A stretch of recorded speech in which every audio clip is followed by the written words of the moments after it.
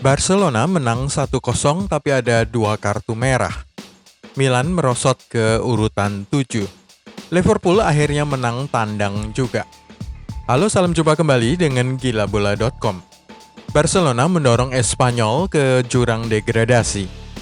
Barcelona menipiskan jarak dengan Real Madrid menjadi 1 poin saja sekaligus mendorong rival sekotanya Espanyol ke jurang degradasi Segunda Division.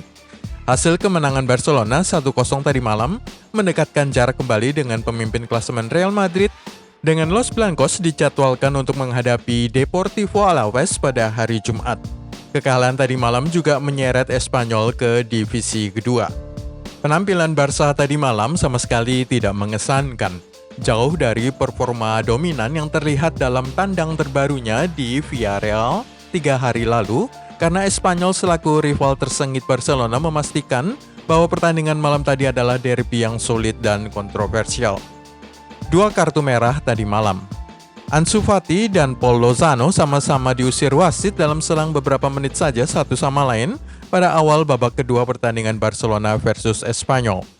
Pengusiran keduanya membuat pertandingan tadi malam menjadi sedikit lebih terbuka dengan Barcelona mengambil keuntungan untuk mengamankan 3 poin. Quique Setién melakukan perubahan pertamanya pada awal babak kedua mengganti Nelson Semedo dengan Ansu Fati, tetapi hanya 5 menit setelah masuk ke lapangan, pemain muda 17 tahun itu diusir wasit karena menerjang kaki Fernando Calero dalam sebuah perebutan bola. Wasit awalnya memberi kartu kuning, tetapi setelah melihat layar video asisten wasit, kemudian mengibaskan kartu merah, menyebabkan Barcelona bermain dengan 10 orang saja. Gol oleh Luis Suarez. Gol pertandingan tadi malam terjadi melalui kerjasama tim dari sisi kiri kotak penalti. Antoine Griezmann mengirim umpan tumit ke Lionel Messi, tetapi serangan sang striker Argentina itu diblokir pemain lawan sebelum bola muntah disambar oleh Luis Suarez. Menarik untuk mengamati bahwa usai gol, Lionel Messi lebih sibuk memeluk Antoine Griezmann yang mengirim umpan tumit kepadanya daripada memberi selamat kepada Luis Suarez. Apakah ini pertanda bahwa masa depan striker Prancis itu sudah aman di Barcelona? Rivalitas Derby Barcelona. Memang begitulah namanya, Derby Barcelona. 2 tim ini sama-sama berkandang di kota Barcelona dan memiliki rivalitas sejak tahun 1929.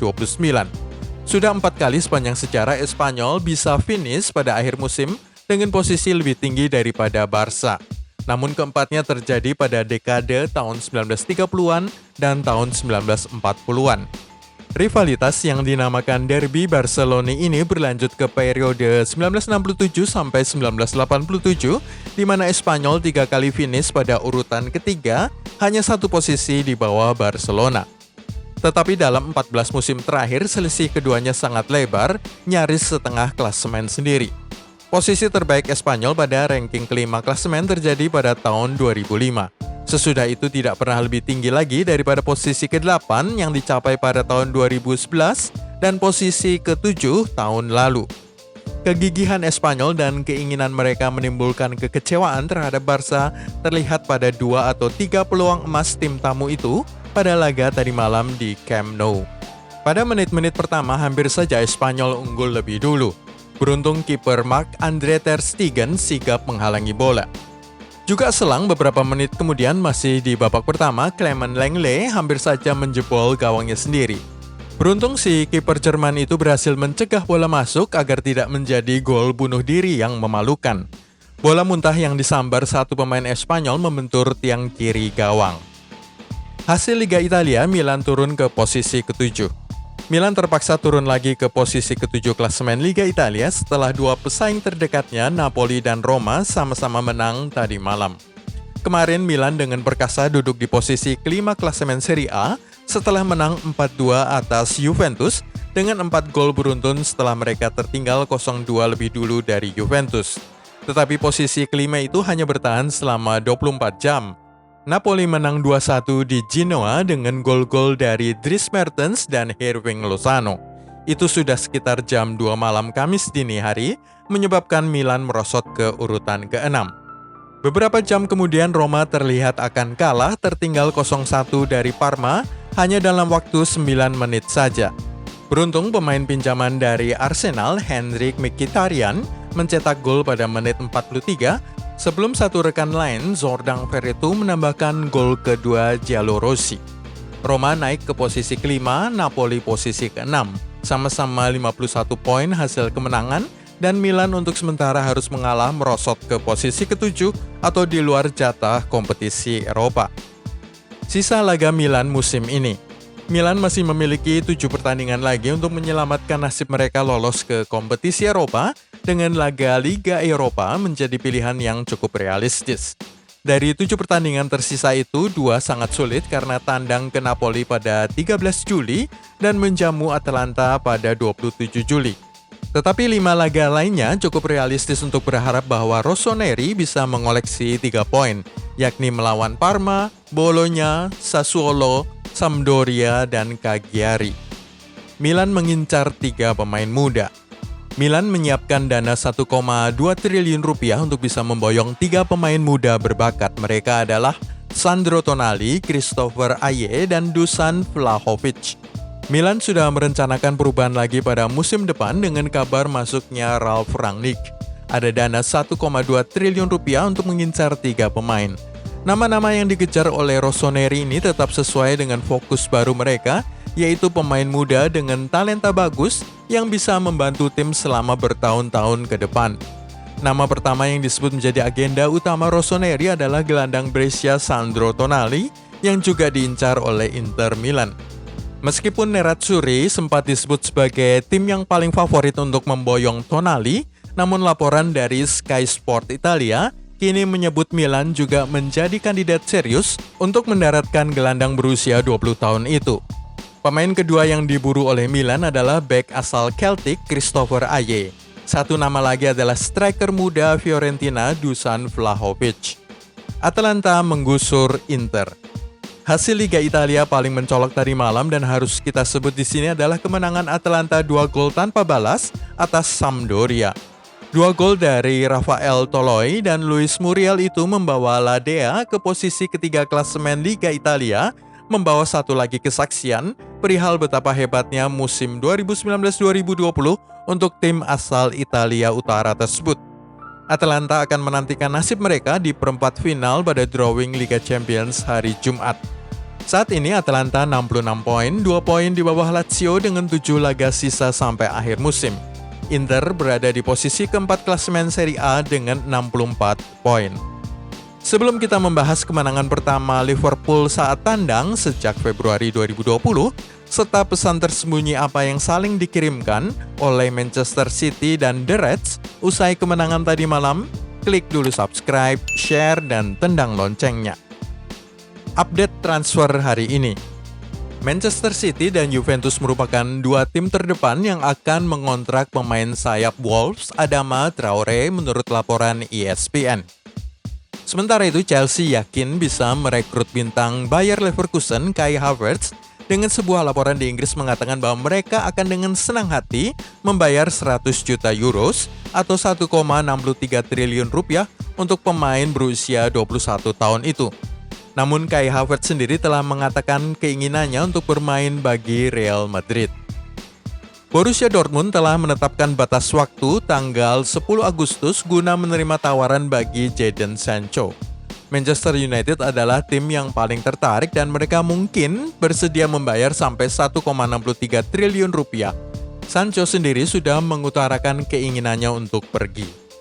Adam Lallana akan meninggalkan Liverpool musim panas ini dan agar dia dapat menghindari cedera sebelum pindah ke Leicester City, Jurgen Klopp sangat berhati-hati dengannya. Ia cenderung tidak ingin memainkannya untuk sisa musim ini. Antoine Griezmann bertemu dengan sejumlah direktur Barcelona pada hari Selasa untuk mencari tahu secara langsung apakah mereka mempercayainya.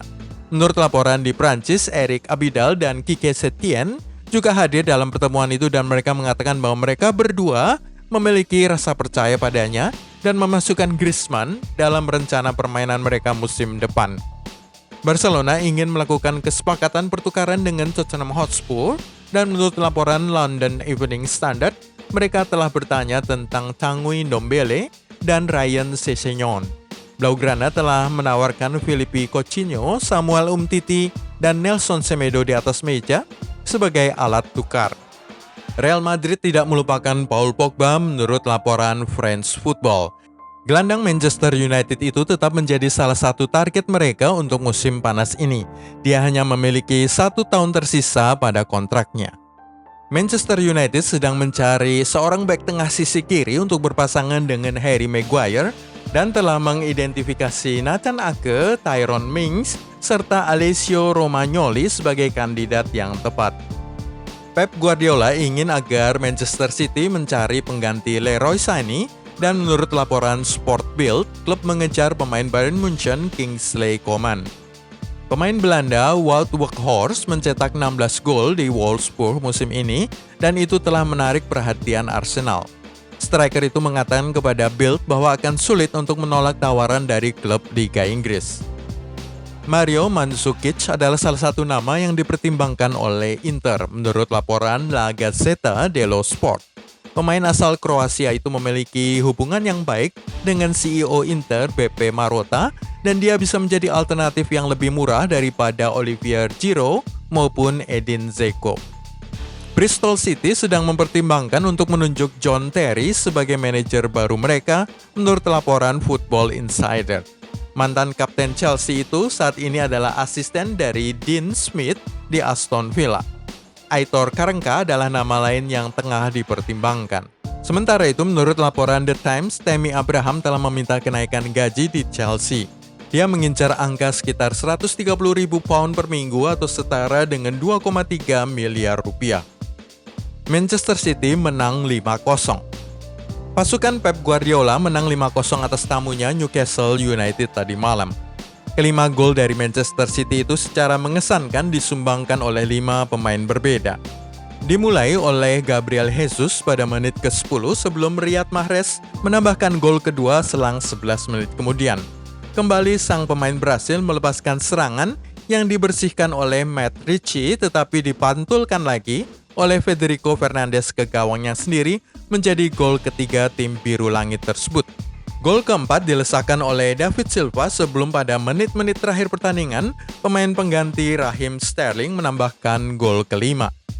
Ini merupakan sebuah pesan menakutkan dari Manchester City kepada Liverpool, tetapi juga kepada seluruh dunia dan calon lawan mereka, bahwa The Sky Blues akan serius menjalani musim baru 2020-2021 dengan mereka memiliki banyak pemain komplit dan dengan kedalaman skuad yang mencukupi untuk tampil dalam 2 atau 3 kompetisi berbeda.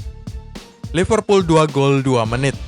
Sementara itu, Liverpool mengirim pesan balik kepada Guardiola bahwa meskipun mereka dipermalukan dengan skor 4-0 terakhir kali di Etihad selang 6 hari lalu, mereka sudah pulih dan menang dengan keunggulan seperti dahulu. Mencetak bukan hanya 1 tetapi 2 gol cepat melalui Mohamed Salah menit ke-6 dan Jordan Henderson menit ke-8. Sang striker Mesir yang sudah beberapa waktu lamanya tumpul di lini depan The Reds, kemudian mencatatkan gol ketiga Liverpool ke gawang Brighton. Rekor-rekor Liverpool tadi malam. Setelah 7 jam 47 menit tanpa mencetak gol saat pertandingan tandang di semua kompetisi atau 5 laga tandang sejak pertengahan Februari 2020, Liverpool mencetak 2 gol hanya dalam waktu berapa? 127 detik tadi malam. Liverpool belum pernah memenangkan lebih banyak pertandingan, yaitu 30 kali dalam satu musim liga. Terakhir kali mereka menang 30 kali dalam semusim adalah pada 1978-1979 serta 2018-2019. Ini adalah kemenangan tandang ke-13 Liverpool musim ini di ajang Premier League. Rekor bersama tertinggi untuk tandang yang pernah dicatatkan oleh The Reds dalam semusim liga dalam sejarah mereka. Liverpool unggul 2-0 di menit ke-8 pertandingan tadi malam. Itu adalah rekor paling awal mereka unggul 2 gol dalam pertandingan Liga Inggris sejak Mei 2011 melawan Fulham, 7 menit. Salah telah mencapai 100 keterlibatan gol untuk Liverpool di Liga Inggris, 73 gol, 27 assist dalam 104 penampilan. Ia menjadi pemain keempat yang melakukannya untuk The Reds setelah Steven Gerrard dengan 212 keterlibatan gol, Robbie Fowler 158 keterlibatan gol, dan Michael Owen 148 kali. Itulah semua dari channel gilabola.com hari ini. Anda bisa mengikuti video-video kami berikutnya dengan klik subscribe, share, dan tendang loncengnya.